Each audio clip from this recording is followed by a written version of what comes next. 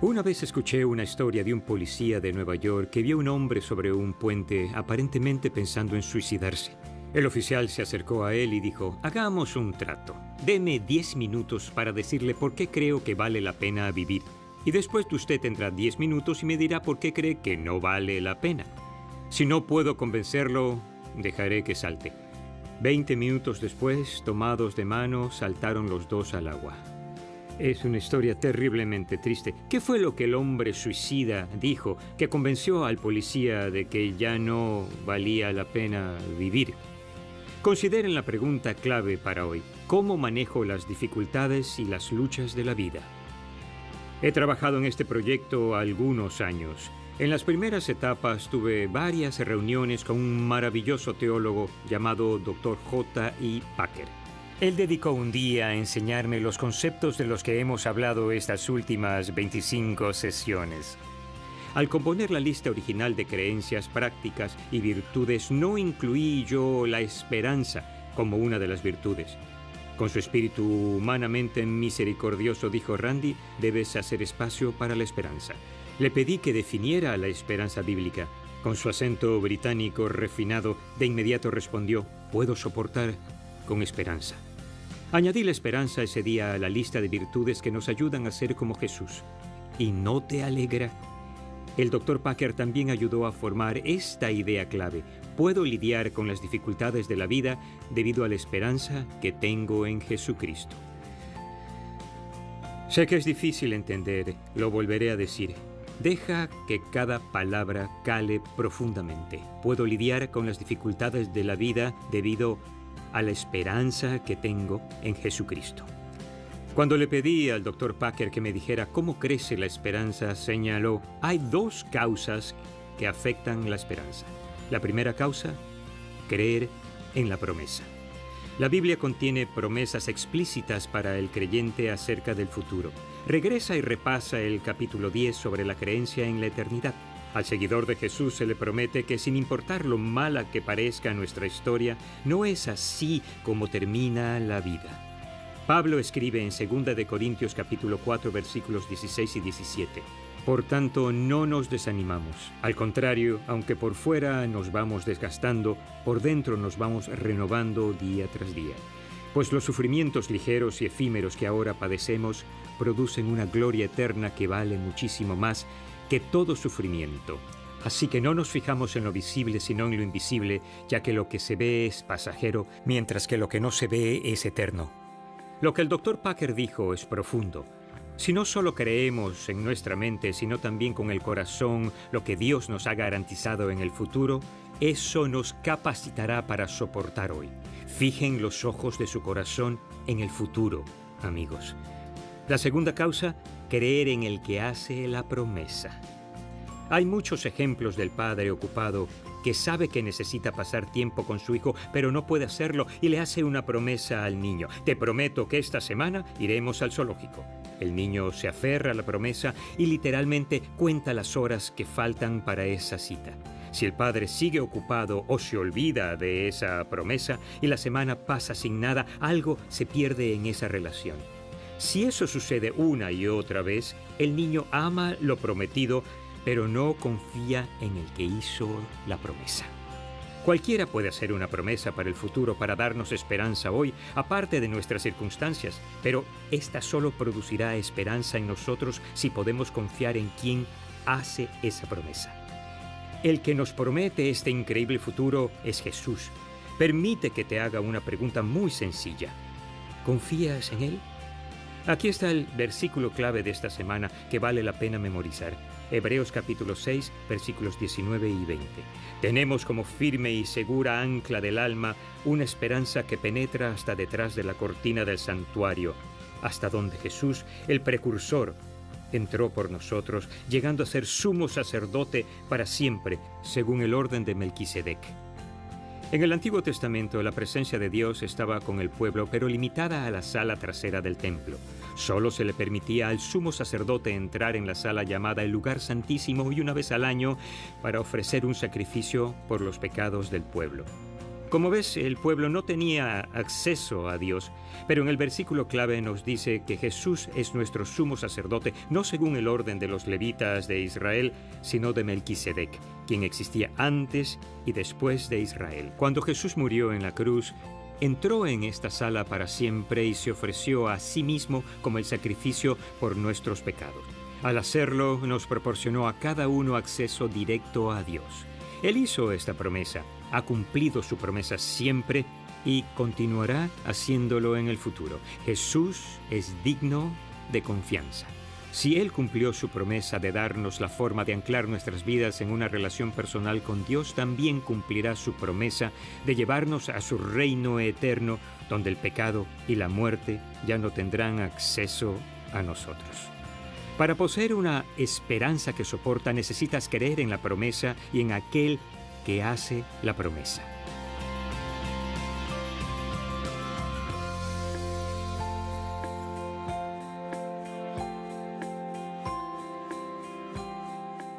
Hay una hermosa historia en el Evangelio de Lucas sobre el poder de la esperanza.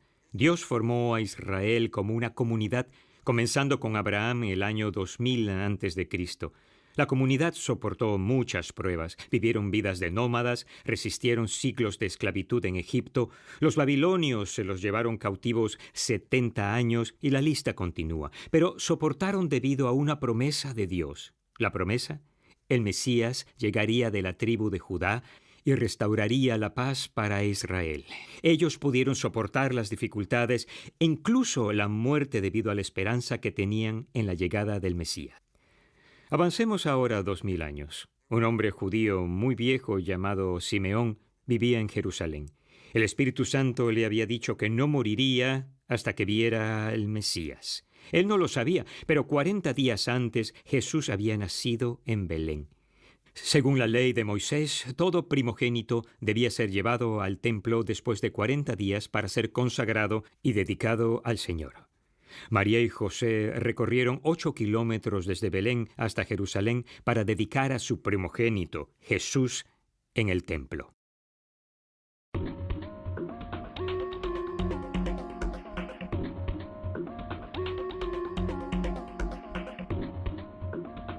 Cuando Jesús nació, vivía un hombre llamado Simeón, que seguía a Dios fielmente y estaba comprometido con los caminos del Señor.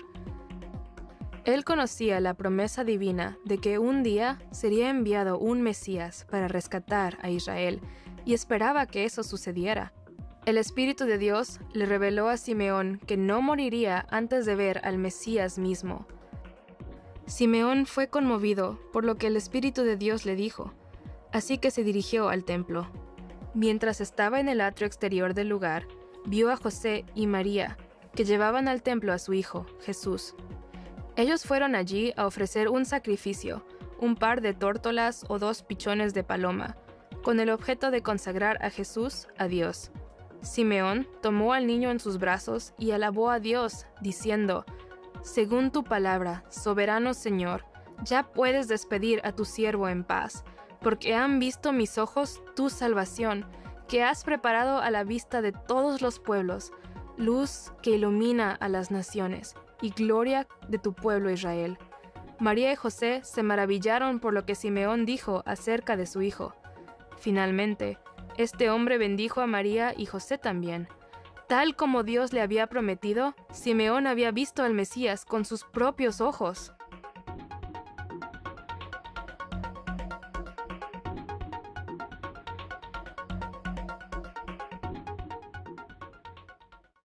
Déjame leerte la historia en Lucas capítulo 2, comenzando en el versículo 27. Movido por el Espíritu, fue al templo. Cuando al niño Jesús lo llevaron sus padres para cumplir con la costumbre establecida por la ley, Simeón lo tomó en sus brazos y bendijo a Dios. Según tu palabra, soberano Señor, ya puedes despedir a tu siervo en paz, porque han visto mis ojos tu salvación, que has preparado a la vista de todos los pueblos, luz que ilumina a las naciones y gloria de tu pueblo Israel. Simeón ve al pequeño bebé al otro lado de la sala y el Espíritu de Dios le susurra, «Ese es él». El hombre se acerca, toma al bebé Jesús en sus brazos y dice: «La esperanza ha llegado tal como Dios prometió. Ahora puedo morir en paz». Simeón pudo soportar las dificultades de la vida y la muerte debido a la esperanza que tenía en la primera venida de Jesús. Esa esperanza se cumplió cuando Jesús vino envuelto en pañales y fue acostado en un pesebre. Hoy en día podemos lidiar con las dificultades de la vida y con la muerte por la esperanza que tenemos en la segunda venida de Jesús a la tierra, donde le dará entrada a su reino eterno. Al igual que Dios cumplió su promesa de enviar a un Mesías para redimir al mundo, Jesús cumplirá esta segunda promesa de regresar un día para todos los que aceptaron el regalo gratuito de la salvación. Y como Jesús siempre cumple su promesa, podemos anclar nuestra vida en Él. Por más de una decena de años colaboré con un maravilloso hombre llamado Kevin Walker en la iglesia donde servía en la zona de Fort Worth, Texas. Él era el líder de alabanza y yo era el pastor principal. Había pocas áreas en las que sobresaliera encima de Kevin. Definitivamente yo era más orientado a las metas, más organizado, eficiente y lograba hacer más cosas que él en cualquier día dado. Pero él se destacaba en un área muy importante. Pasaba una gran cantidad de tiempo alimentando su relación con Jesús y memorizó muchos de los salmos y escribió cantos sobre ellos. Cuando él cantaba el popular canto I Can Only Imagine, este provenía de un pozo del que pocos bebemos. Él podía verse a sí mismo en la presencia de Jesús, danzando, lleno de admiración y en una paz completa. En el año 2005 me fui de Fort Worth y me dirigí a Chicago. Unos años después de él se marchó de Fort Worth y se dirigió a Colorado. Avancemos ahora hasta el año 2009. Nos enteramos de que Kevin tenía cáncer. Al inicio pensamos que iba a sobreponerse, pero pronto descubrimos que el cáncer se lo llevaría de la tierra antes de los 50 años. Kevin me llamó y me preguntó si haría el viaje para verlo. El propósito del viaje tenía poco que ver con él. Más bien quería que la iglesia donde servía entendiera la importancia de amar a nuestros vecinos. Sabía que él no tendría tiempo para ayudar a su iglesia a entender eso, así que me pasó la tarea, así que me dijo: «Aún no estoy muerto. Dios tiene cosas para que yo haga mientras sigo vivo». En el tiempo en la ciudad, Kevin me prestó su auto. Cuando fui a poner mi equipaje en el maletero, vi que estaba lleno de basura. Creo haber visto boletines que se remontaban a nuestra época en Fort Worth. Nada había cambiado. Sus prioridades eran distintas a las mías. Una vez que el viaje llegó a su fin y estaba a punto de irme, llegó el momento de despedirnos. Ambos lloramos porque sabíamos que esa sería la última vez que nos veríamos en este lado del cielo. Cuando me fui, entendí que Kevin no tenía ningún temor ante la muerte. Kevin nunca se contagió de mi hábito con el orden, pero yo quería desesperadamente contagiarme de su esperanza. No muchos meses después, Kevin falleció. Él ya no tiene que seguir imaginándolo. El secreto de la esperanza de Kevin: él pasaba más tiempo que la mayoría llegando a conocer a Jesús y meditando en sus promesas. Él creía en ellas porque conocía y confiaba en aquel que hace promesas acerca del futuro. Y eso le daba esperanza. No solo no sentía temor ante la muerte, sino tampoco sentía temor ante la vida, sabiendo que al final él no podía perder en Cristo. Como Simeón, debido a que había visto al Salvador con sus ojos espirituales, pudo partir en paz. No sé si tú, pero yo quiero la esperanza de Kevin.